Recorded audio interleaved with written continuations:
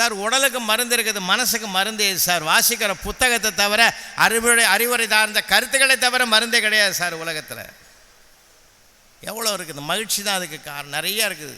பிள்ளைகளினுடைய அறிவை நீங்கள் குறைவாக இடப்படாதீங்க, மடைமாற்றம் பண்ணணும். நம்ம இப்போ பிள்ளைகளுக்குதாகத்தான் இந்த புத்தக திருவிழாவில் நிறைய புத்தகங்கள் வாங்கி கொடுங்க. ஒன்று இல்லை, ஒரு பக்கம் படிடா, அதில் என்ன படித்தேன்னு எனக்கு சொல்கிறான்னு சொல்லுங்கள்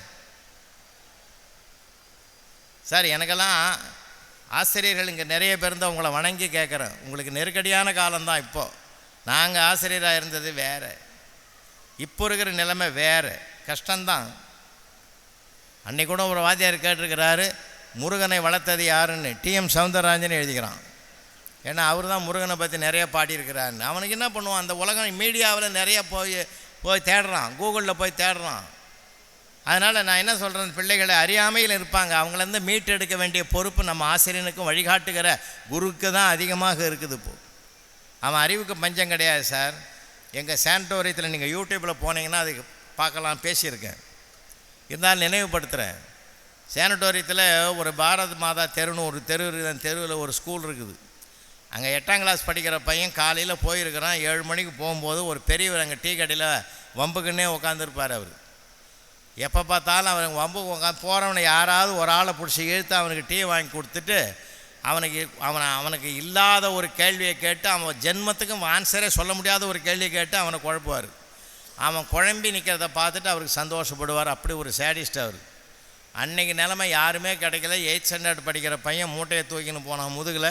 அவனை கூப்பிட்டு பிஸ்கட் வாங்கி தரேன், சாப்பிட்றியாடானே, இதெல்லாம் ஒன்றும் வேணாம், எதுக்கு கூப்பிட்டான்னா. தாத்தா ஒரு கேள்வி கேட்குறேன், பதில் சொல்கிறான்னாரு. கேள்வி சீக்கிரம்னா. நான் டெல்லியிலேருந்து கல்கத்தாவுக்கு ஃப்ளைட்டில் போகிறேன். ஃப்ளைட்டு 800 கிலோமீட்டர் வேகத்தில் போகுது. அப்படின்னா என் வயசு என்ன கண்டுபிடினார். இந்த கேள்வியில் ஏதாவது நியாயங்குது, தர்மம் இருக்குது? அவன் பையன் கம்முன்னு இருந்தான். ஏன் புரியலையான்னாரு. புரியுது, ஒரு நிமிஷம் டைம் கொடுங்கண்ணா. யோசனை பண்ணி சொன்னான். உங்களுக்கு 60 நடக்குதுன்னா. கட்டி பிடிச்சினார் பெரியவர். எப்படா என் செல்லம் கண்டுபிடிச்சேன்னார். அதெல்லாம் ஒன்றும் இல்லை, எங்கள் வீட்டில் எங்கள் அண்ணன் ஒருத்தங்கிறான், உன்னை விட ஏடா கூடமாக பேசுவான்.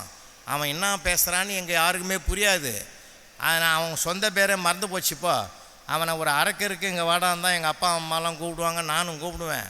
அவனுக்கு வயசு 30. அரக்கருக்கு 30ன்னா முழுக்கருக்கு 60 தானே இருக்கணும்னு நானே முடிவு பண்ணேன்னா. அந்த பெரியவர் டைரி எடுத்து எழுதிக்கினார், இனிமேல் வாழ்நாளில் எவனையுமே கேள்வி கேட்க மாட்டேன்னு. ஏன் சொல்கிறேன்னா, எல்லாம் பிள்ளைகள்லாம் இப்போல்லாம் ப்ரில்லியண்ட்டாக இருக்கிறான், அஞ்சாமல் இருக்கிறான். அவனுக்கு கொஞ்சம் மடைமாற்றம் பண்ணணும். அறிவு தெளிவை உருவாக்க வேண்டியது மிகப்பெரிய கடமை. ஏன்னா தாத்தா பாட்டியெல்லாம் பேசின காலம் இந்த மண்ணில். வாழ்க்கையே ஒரு கேள்விக்குறியாக இருக்குது சார். இப்போது ரொம்ப வருத்தத்தோடு சொல்கிறேன். நம்ம ஒரு எல்லாம் வாழ்க்கையை கொண்டாடின மண் சார் இது. வெறும் படிப்பு மட்டுமே வாழ்க்கையை கற்றுக் கொடுத்துடாது. வாழ்வியில் இருக்கக்கூடிய அன்பு, பண்பு, கருணை, இரக்கம், மனிதநேயம், உறவுகளை நேசிக்கிற அந்த ஆர்வம், இதை தான் எல்லாமே அவனை ஒரு மேலும் மேலும் அவனை மனிதனை மானுடத்தில் உயர்த்துகிற அம்சத்தை கொடுக்கும்.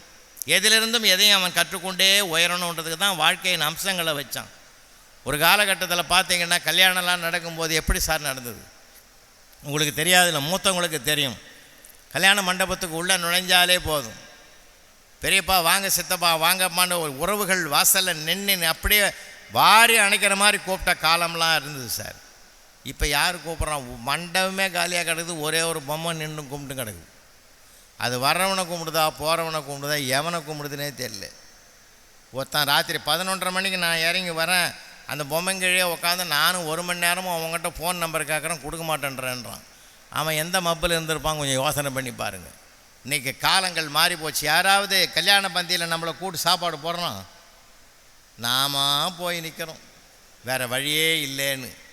உள்ளே போனோம்னா நம்ம எங்களுக்காக இடம் பிடிக்க, அதெல்லாம் பெரிய கூத்து சார். இப்போல்லாம் நமக்குன்னு ஒரு குரு போய் இடம் பிடிக்குது. நாம் போய் உக்காந்து அப்படி திருமணம்னா இலையை போட்டு பிற்பாடு திருமணம்னா நமக்கு பின்னாடி 50 பேர் வரிசையாக நிற்கிறான்.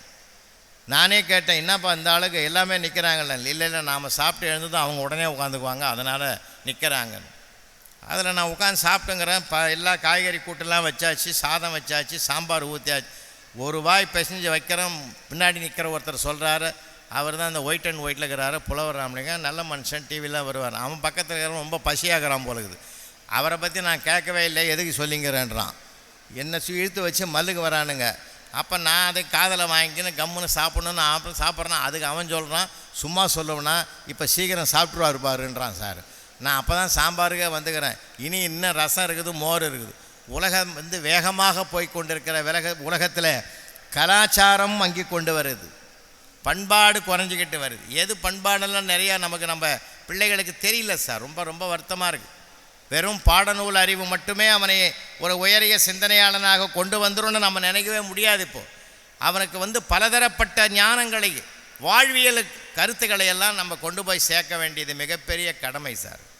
அவனுக்கு நிறைய முயற்சி, உற்சாகம், பணம் சம்பாதிக்கிற ஒரு இயந்திரமான பிள்ளைகளை உருவாக்குவதற்கு இந்த உலகம் தயாராகி விட்டது. தவிர இன்னொரு மனிதன் நேசிக்கக்கூடிய இதயமுள்ள பிள்ளைகளை உருவாக்குகிற பெருமிதத்தை இனி நாம் உருவாக்க வேண்டும் என்றால் நல்ல நல்ல நூல்களை எல்லாம் வாசிக்க அவனுக்கு கற்றுக் கொடுக்கும். அதனால்தான் நான் மீண்டும் சொல்கிறேன், கடமையோடு நம்ம செயல்படணும். தாய்க்கு அந்த கடமை இருக்கிறது, தந்தைக்கு அந்த கடமை இருக்கிறது, ஆசிரியனுக்கு மிகப்பெரிய கடமை இருக்குது. எனக்கெல்லாம் ஆசிரியரை மறக்க முடியாது என் வாழ்க்கையில். 1ஆவதுலேருந்து 5ஆவது வரைக்கும் அந்த பனமலைப்பேட்டைன்ற கிராமத்தில் தான் நாங்கள் படித்து முடித்தோம். அந்த கிராமத்தில் பனைமரங்கள் நிறைந்திருக்கிற ஊர் அது. அந்த ஊரில் கிராமத்தில் கோவிந்தசாமி இருந்தாமல் எனக்கு பாடம் எடுத்தவர், ஓராசிரியர். அவர் வந்தால் பள்ளிக்கூடம், வரலன்னா லீவு. ஆனால் நாங்கள் டெய்லி நினைப்போம் சார், எங்கள் ஆசிரியர் வரணும்னு நாங்கள் வேண்டிக்கின்னு போவோம் சார். அவ்வளோ அன்பான ஆசிரியர், உயரமாக இருப்பார் சார்.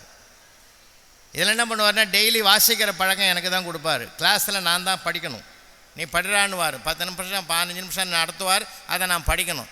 அன்னைக்கு வகுப்பறையில் படித்த பழக்கம்தான் பிற்காலத்தில் மேடையில் பேசுகிற ஒரு பழக்கத்திற்கு காரணமாக இருந்ததுன்னா தயங்கவே கூடாது. உண்மையே சொல்கிறேன், தயங்கக்கூடாது சார். எங்கள் ஆசிரியர் பார்த்தாரு. ஒரு நாள் சித்திரை மாதம் ஏப்ரல் முதல் வாரத்தில், ஏப்ரல் மாதத்தில் 15 தேதி சித்திரை மாதத்தில் பள்ளிக்கூடத்துக்கு மதியானம் சாப்பாட்டுக்கு வீட்டுக்கு போனவர் வந்தார் சார். வந்தவருக்கு என்னமோ உடம்பு சரியில்லை போலுது. அப்போல்லாம் வசதியான பள்ளிகள் இல்லை. ஒன்றிய பள்ளிலாம் எப்படி இருக்குன்றீங்க, பெஞ்ச் இருக்கிறதே பெரிய விஷயம். ஒரே ஒரு கட்டை பெஞ்சு, அந்த கட்டை பெஞ்சு உள்ளே போட்டு வச்சுருந்தார். ஓட்ட நாற்காலி உள்ளே இருக்கும். நாங்கள் பாடம் அந்த 40 பசங்களை உட்கார வச்சு அரியா உள்ளே வந்தார். எனக்கு ஒரு உடம்பு மாதிரியாக இருக்குடா, நான் ஒரு 10 நிமிஷம் ரெஸ்ட் எடுத்துகிட்டு வரேன், படிடான்னார். என்ன படிக்கிறதுன்னு கேட்டேன். இப்போ என்ன பீரியட் என்ன? சயின்ஸு சாருன்னு. என்ன பாடம் நடத்தணும் பார்? மனிதன் பற்றிய பாடம் சார், மனிதனை பற்றி படி. அப்போ தான் நான் வாசிக்கிறேன் சார், மனிதனை பற்றி படிச்சுக்கிட்டு இருக்கிறேன். இப்போ அவர் உள்ளே போனவர் அப்படியே ஒரு 4 முழ வேஷ்டி, சட்டையும் அவுத்துட்டார், பனியன் கடன் கிடையாது, அப்படியே படுத்துட்டார். 10 நிமிஷத்தில் கண்ணாயந்து போச்சு. திடீர்னு டெப்டி இன்ஸ்பெக்டர் ஜீப் வாசலில் நிற்குது. சத்தம் கேட்ட உடனே அவருக்கு, எப்போயெல்லாம் சில சத்தங்களை நம்ம கேட்டாலே நமக்கு அவேர்னஸ் வந்துடும். அந்த சத்தத்தை கேட்ட உடனே அவர் முடிச்சுக்கினார். நம்ம கல்வித்துறையிலேருந்து தான் வந்திருக்கிறாங்கன்னு எழுந்து நேராக வந்தார் சார். உள்ளேருந்து வெளியில் வந்தால் அவர் சட்டையை மாற்றுறதுக்கு கூட நேரம் கிடையாதுங்க. அப்படியே எங்கள் முன்னாடி நின்னார். கட்டினா 4 முழ வேஸ்ட்டு, வேறு சட்டை கிடையாது, ஒன்றும் கிடையாது. எங்களை பார்த்தார். டெப்டி இன்ஸ்பெக்டர் வலது காலை வச்சு உள்ளே வராரு. அவரையும் பார்த்தா, அவர் லேசாக ஓரக்கண்ணால் பார்த்துட்டார். எங்களை பார்த்தார். அவரை கண்டுக்கவே இல்லை. அப்படியே எங்களை பார்த்து சொன்னார், சார் இங்கே கவனிங்கடா, விலா எலும்பு, இருதயம், நுரையீரல், வயிறு அப்படின்னார். டெப்டி இன்ஸ்பெக்டர் அப்படியே ரிவர்ஸில் போயிட்டார் சார். ஜீப்பில் போய் கண்கலங்கி உட்காந்துங்கிறார். டிரைவர், ஏன் சார் அழறீங்கன்னா, அந்த தெய்வத்தை கூப்பிடு. யார்? எங்கள் வாத்தியார். அவரும் பவ்யமாக கூட்டும் போனான். வெளியில் போன உடனே கண் கலங்குறாரு டிஐ. என்னத்துக்கு என்னங்க ஐயா இருந்துச்சு? ஒரு பையனை கூப்பிட்டு சட்டையை அவுத்துட்டு பாடம் நடத்த வேண்டியவர், உன் சட்டையை அவுத்துட்டு பாடம் நடத்துகிறேன்னா என்னையா சொல்லுவேன்? இந்த வருஷம் அவார்டே உனக்கு தான் ஐயா நான் ரெக்கமெண்ட் பண்ண போகிறேன் அப்படின்னாரு. என் ஊரும் ஒன்றும் கண்டுக்காத அப்படியே பவ்யமாக உள்ள வந்துட்டார் சார். அதாவது சூழ்நிலைக்கு நம்ம தாக்க வருகிற சூழ்நிலையாக இருந்தாலும் அதை மாற்றி தாங்குதலாக தக்க வைத்து கொள்ளுகிற திறமை இருக்குது பார்த்தீங்களா? இதுக்கு போகிறது தான் ப்ரெசன்ஸ் ஆஃப் மைண்டுன்னு சொல்லுவான்.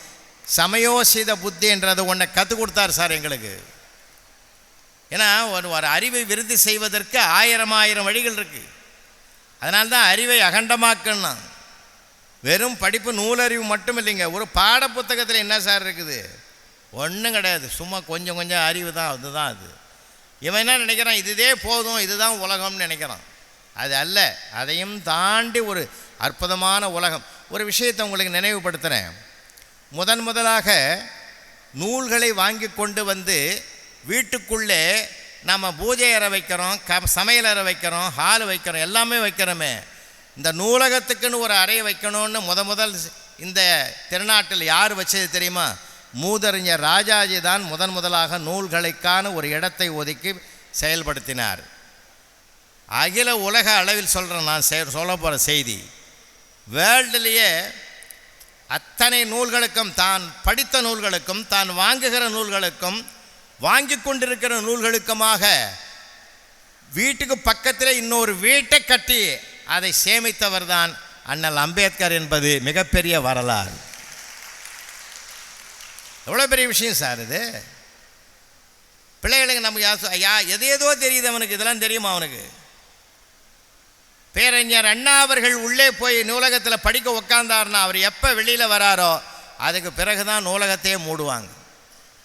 எவ்வளவு அறிவு பசி சார். அவருக்கு ஆப்ரேஷனுக்கு ஃபிக்ஸ் பண்ணியாச்சு, இந்த ஆப்ரேஷனை ஒரு நாள் தள்ளி போடுங்கன்னார் சார். ஏன்னு கேட்டபோது, நான் படிக்க வேண்டிய புத்தகம் இன்னும் சில பக்கங்கள் இருக்கிறது, அதை முடிச்சுட்டு வர்றேன்னார் சார். தன் உயிருக்கு உத்தரவாதம் இல்லாத போது கூட தான் படித்த நூலை முழுமை பெற வேண்டும் என்று அவ்வளவு ஆர்வமாக படித்தார்னா அவரால் தான் அவர் பேரறிஞர் என்று நாம் அழைத்து கொண்டு வழங்குகிறோம். எவ்வளோ பெரியது. பகத்சிங் தூக்கிலிடுவதற்கு முன்பு வரை வாசித்து கொண்டிருந்தான். நீங்கள் அந்த வாசிக்கிற பழக்கத்தை உருவாக்கிட்டீங்கன்னா, படிக்கிற பழக்கத்தை உருவாக்கிடுங்க முதல்ல. அவன் எதனா எழுதின்னு வந்தான்னா கூட சந்தோஷமாக பாராட்டுங்கன்ற. நான் பாராட்டுறதும் இப்போ இல்லை. பையனை எவ்வளோ தாக்கம் சமூகம் தாக்கி இருக்குது பற்றி தெரியுமா உங்களுக்கு? பிப்ரவரி மாதம் 14ஆம் தேதி ஒரு அப்பா பையனை கூப்பிட்டு கேட்குறாரு, இன்றைக்கி என்னடான்னாரு. காதலர் தினமானா செவிலே விட்டார். காதலர் தினமா? கரண்ட் பில்லு கட்டுறதுக்கு லாஸ்ட் டேட்ரா அன்றைக்கி. ஏன்னா அவருக்கு அவலை அவருக்கு அவங்க அவலை அவனுக்கு. நம்ம ஆளுங்க தேதி வைக்கிற மாதிரி உலகத்தில் எவனுமே வைக்க முடியாதியா. பிப்ரவரி 14 காதலர் தினம், நவம்பர் 14 குழந்தைகள் தினம். கரெக்டாக கணக்கு போடுங்க, 10 மாதம் கேப் இருக்குது. அவன் தெரிஞ்சு வச்சானா தெரியாமல் வச்சானான்னு எனக்கு இன்னும் சந்தேகமாகுது. சில நேரங்களில் ஓய்வாக இருக்கிற நேரத்தில் கிறுக்குத்தனமாக மூளை யோசிக்குது. வாழ்க்கையில் எவ்வளவோ விஷயங்கள் இருக்குது, தெரியாத சமூகம் அவனுக்கு கற்றுக் கொடுக்குது சார். சமூகம் அவனுக்கு கற்றுக் கொடுக்குது. அதைத்தான் நான் அவன் வருத்தமாக சொல்கிறேன். அதில் அடிமையாயிட்டானே. இன்றைக்கி மேதையாக வேண்டிய பிள்ளைகளெல்லாம் போதைக்கு அடிமையாகிற பல சிக்கல்கள்லாம் வெளியில் சமூகத்து சிக்கல்கள் இருக்குதுன்னா, தாயும் தந்தையும் ஆசிரியனும் எச்சரிக்கையாக அவர்களுக்கு விழிப்புணர்வு ஊட்ட வேண்டிய காலம் இருக்கிறது. சாதாரணமான விஷயம் நிறைய. அவனுக்கு தகுந்த நூல்களை வாசிக்கானு பாராட்டுங்க. அவன்னா எதை எழுதி வந்தாலும் பாராட்டுங்க. என்னுடைய வகுப்பறையில் எவ்வளோ பேர் சிந்திக்கிறான்னு தெரியுமா சார்? ஒன்றை சொல்லி நான் நிறைவு செய்கிறேன். ரொம்ப அருமையான பசங்கள்லாம் இருக்காங்க சார். நீங்கள் நினைக்காது, நம்ம நினைக்கிற விட அறிவாளி உள்ளே இருக்கிறான் கிளாஸில். ஒரு தடவை நான் ஈரோடு பக்கத்தில் சித்தோடில் பேசிட்டு அங்கே 5 நாள் மகாபாரதம் சொற்பொழிவு பண்ண வந்தேன் சார். அது ஒரு அனுபவம். ஒரு 3 நாளாக பார்க்குறேன். ஒரு நடுத்தர வயதுடைய ஒரு அம்மா, மூத்த ஒரு அம்மாவை கைப்பிடிச்சி அழிச்சுன்னு வந்து சேரில் உட்கார வச்சு கதை கேட்கும். கதை கேட்டுட்டு பவ்யமாக ஆட்டோவில் அழிச்சும் போடும். எனக்கே மனசு கேட்கல. 4ஆவது நாள் கேட்டேன், அந்த அம்மா, வாம்மா உங்கள் பெத்த தாயான்னு கேட்டேன். இல்லை சார், எங்கள் மாமியாருன்னு. இந்த நூற்றாண்டில் மாமியாரை கைப்பிடிச்சி அழிச்சுன்னு வந்து உட்கார வச்சு கதை கேட்டு வீட்டுக்கு பவ்யமாக அழிச்சும் போறையே, தாயே உன்னை வணங்குறேன்னு. அதெல்லாம் ஒன்றும் இல்லை சார், மகாபாரதம் கேட்டால் உசுரே விட்டுருவேன்னு சொன்னாங்க. நானும் 3 நாளாக கொண்டாந்து உட்கார வைக்கிறேன், அது நடக்கலைன்னுச்சு. அது அப்போ எனக்கு பயம் வந்துடுது. நான் பேசி ஒரு உயிர் போகிற மாதிரி இல்லை, அதுலேயும் ஒன்று இருக்குது. அதனால் அந்த மாதிரி ஒரு அனுபவம்னு வச்சிங்களேன்.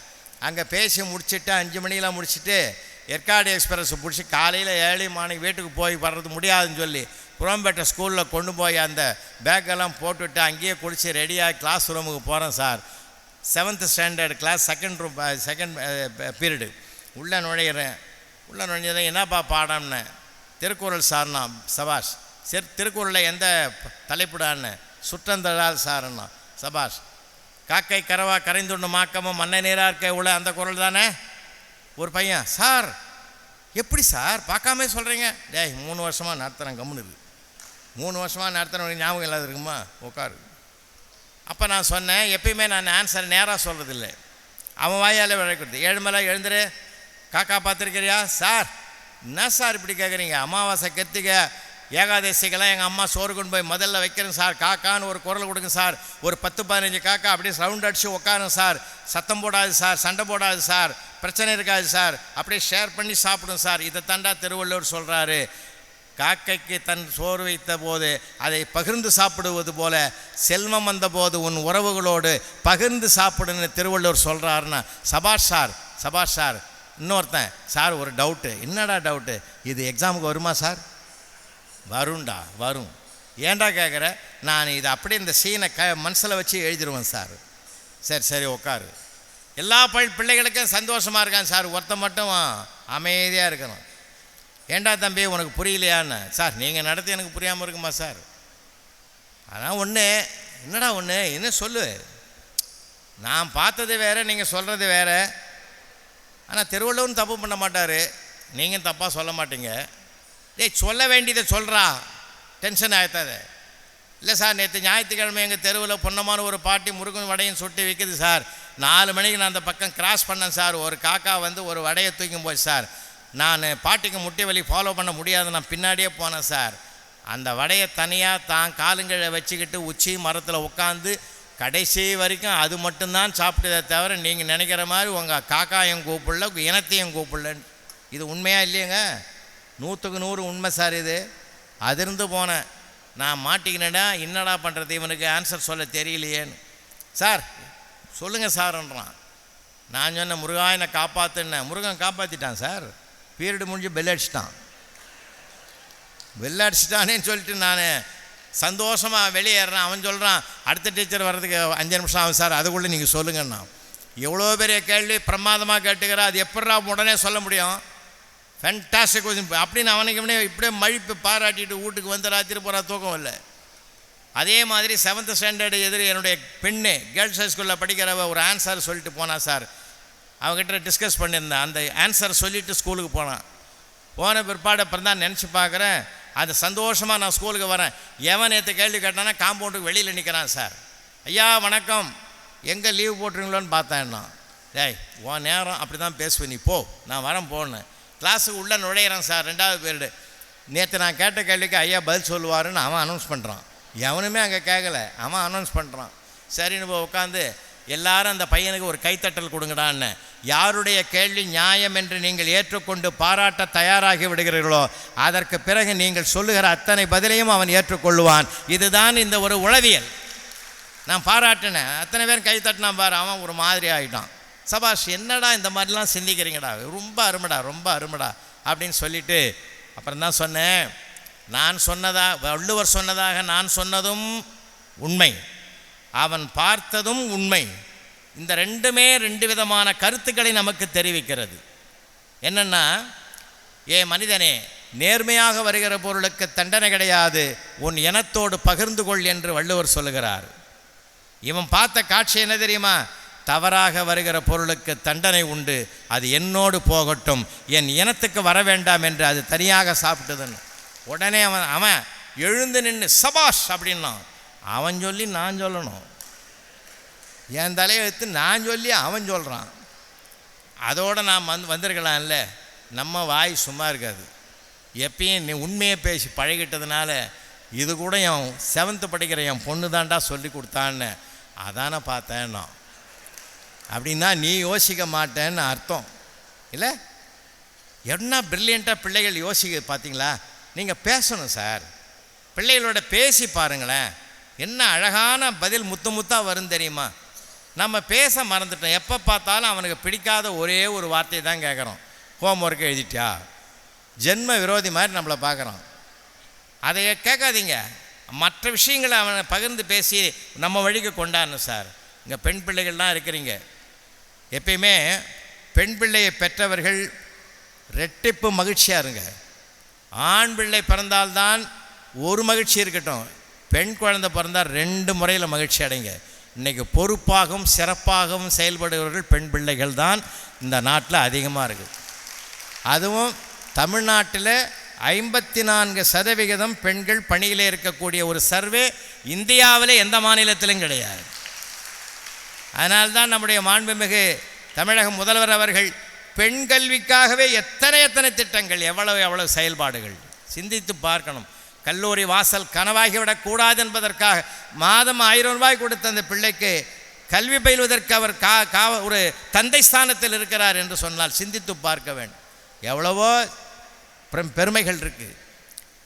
நான் நிறைய கண்டுபிடிச்சி வச்சுக்கிறேன். கிளாஸ் ரூமே நான் வகுப்பறை அனுபவங்கள்னு புத்தகம் எழுத போகிறேன். பையனுக்கும் பொண்ணுக்கும் வேறுபாடு நிறையா இருக்குது சார். நான் அப்பப்போ சொல்லி மகிழ்வது உண்டு. ஒரு கேள்விக்கு ஆன்சர் தெரிஞ்சால் மட்டும்தான் சார் ஒரு பொண்ணு எழுதும். தெரியாட்டாலும் பக்கமாக எழுதுகிறோம் நம்மால் தான். ஒரு தடவை கேட்டு இந்த பூகம்பம் எப்படி வரும்னு எந்த பொண்ணும் எழுதலை சார். ஆனால் ஒரு பையன் பின்னி எடுத்துட்டான் சார். வானம் வெடித்து சிதறும், பூமி பிளக்கும், கடல் கொந்தளிக்கும், பெருக்கெடுத்து ஓடும் வெள்ளத்தில் எங்கள் தமிழையா போய்விடுவார்னு என்ன தான் சார் எழுதினான்.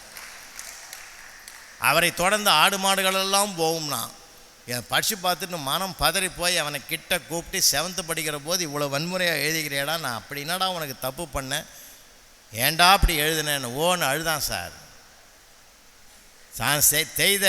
தான் செய்த தவறுக்கு வருந்தி அழுவதை விட மன்னிப்பு உலகத்தில் கிடையாது. அழாத நான் ஒன்றும் சொல்லலை, அழாத. நான் அது கழுவலை ஐயா, நீங்கள் படித்து பார்த்து திருத்துவீங்கன்னு நான் நினைக்கவே இல்லை ஐயா. அதனால் எல்லாத்தையும் ரசிக்கணும் சார். நீங்கள் நல்ல குழந்தைகள் தினம்னு ஒன்று கொண்டாடுறோம்ல, குழந்தைகள் தினம் என்று ஒன்றை கொண்டாடக்கூடாது, குழந்தைகளை தினமும் கொண்டாட வேண்டும். அதுதான் வாழ்க்கையினுடைய மகிழ்ச்சி. என்ன மகிழ்ச்சி சார். அதான் பிள்ளைகளோட நம்ம நெருங்கி பேசுங்களேன். குறிப்பாக அம்மா அப்பா நிறைய பேசுங்க. பேச பேச பேச பிற்காலத்தில் அந்த குழந்தைகளிடத்தில் நாம் பேச மறந்ததுனால்தான் செல்ஃபோனில் இருந்து பல பேர் பேச பல பிரச்சனைகள் விஸ்வரூபம் எடுக்குது. என்னுடைய நம்பிக்கை என் அம்மா மேலையும் என் அப்பா மேலையும் அசைக்க முடியாமல் வைத்து விட்டால் என்னை இந்த சமுதாயம் எதுவும் செய்ய முடியாது. அந்த நம்பிக்கை நட்சத்திரமாக அம்மாவும் அப்பாவும் பிள்ளைங்களோட பேசணும் நிறைய விஷயம். இன்றைக்கி கொஞ்சம் விலகி இருக்கிறதுனால தான் பல சிக்கல்கள் உள்ளே நுழைகிறது. அம்மா அப்பா தான். ரெண்டாவதுங்க, இப்போ இருக்கிற பிள்ளைகளுக்கு பெற்றோர்களுக்கு ஒரே ஒரு பிரச்சனை என்னன்னா, குழந்தைகளை எப்படி வளர்க்குறதுன்றது மிகப்பெரிய சவாலாக இருக்குது. ஒன்றுமே பண்ண வேணாம், அதிகமான பாசத்தையும் காட்ட வேணாம், அதிகமான கண்டிப்பையும் காட்ட வேணாம். அந்த குழந்தைகள் மேலே நம்பிக்கை வைங்க. என் பிள்ளை கெடமாட்டான், என் பிள்ளை நான் நினச்சபடி வருவான்னு அவன் காதுபட அப்பப்போ அம்மாவும் அப்பாவும் நம்பிக்கை வார்த்தை பேசுனீங்கன்னா அவன் தவறான வழிக்கு போகிற போது கூட என் அம்மாவும் அப்பாவும் என் மேலே நம்பிக்கை வச்சுருக்காங்க, அதை நான் கெடுக்க மாட்டேன்ற ஒரு உணர்வு வந்த பிறகு அவன் நிமிர்ந்து நிற்பான். நம்பிக்கை தான் இன்றைக்கி அவனை வளர்க்கும், நல்லா வளர்க்கும். ஏன்னா அன்றைக்கெல்லாம் இருந்தது 7-8 பசங்க இருந்தது, கவலை இல்லாமல் இருக்கும். இன்றைக்கெல்லாம் ஒன்று வச்சிருக்கிறோம். அவனுக்கு தகுந்த மாதிரி சொல்லணும் சார். அவனுக்கு யாருக்கு எப்படி சொல்லணுமோ அப்படி சொல்ல பழகிட்டோம்னா அந்த சொல்ல கற்றுக்கொள்ளுகிறதும் கூட நமக்கு நிறைய பேருக்கு தெரியல. வார்த்தைகள் என்பது பலம், வார்த்தைகள் என்பதே பலவீனம். ஒரு வார்த்தை கொல்லும், ஒரு வார்த்தை வெல்லும். அந்த எது வெல்லுகிற வார்த்தைன்னு நாம் தேர்வு செஞ்சு பேசணும். அது எல்லா இதுலேயும் வராது. அதனால தான் நான் கற்றது கடுகளவுனா நமக்கு தெரியாது எத்தனையோ இருக்குது. ஒருவனை ஜெயிக்கணும்னா நம்ம வார்த்தைகள் தான் சார் ஜெயிக்க வைக்கும். வார்த்தைகள் பலம், அந்த பலமான வார்த்தைகளை தேடுவோம். நீட் எக்ஸாமில் ஒருத்தன் ஃபெயில் ஆகிட்டான்னு சேலத்தில் பக்கத்தில் ஏற்காடு மலையில் இருக்கிற அங்கே செல்ஃபோன் டவரில் போய் ஏறிட்டான் சார் சூசைட் பண்ணுறதுக்கு. ஊரே திரண்டு வந்து அவனை காப்பாற்றி வீட்டுக்கு கூட்டின்னு வர நேரத்தில் அவன் இறங்கவே மாட்டேன்ட்டான் சார். கடைசியில் அவன் ஃப்ரெண்டு ஓடியாந்தான்.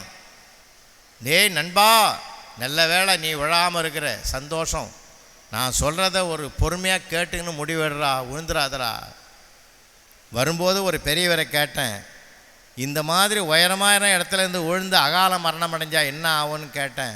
அடுத்த பிறவி இருக்கும்னாரு. ஒருவேளை உனக்கு அடுத்த பிறவி எடுத்தா மறுபடியும் நீ எல்கேஜிலேருந்து படிக்கணும்டா, கொஞ்சம் யோசிடான்னா சார். மலமலன்னு இறங்கிட்டான் சார் அவன். இனி ஒரு பிறவி எடுத்து மறுபடியும் எல்கேஜிலேருந்து எவன்டா படிக்கிறது, முடியவே முடியாது. அதை விட நான் இந்த உலகத்தில் ஃபெயிலானாலும் பரவாயில்லன்னு கீழே இறங்கி வந்தான்னா யாருக்கு எப்படி சொல்லணுமோ அப்படி சொல்லணும்.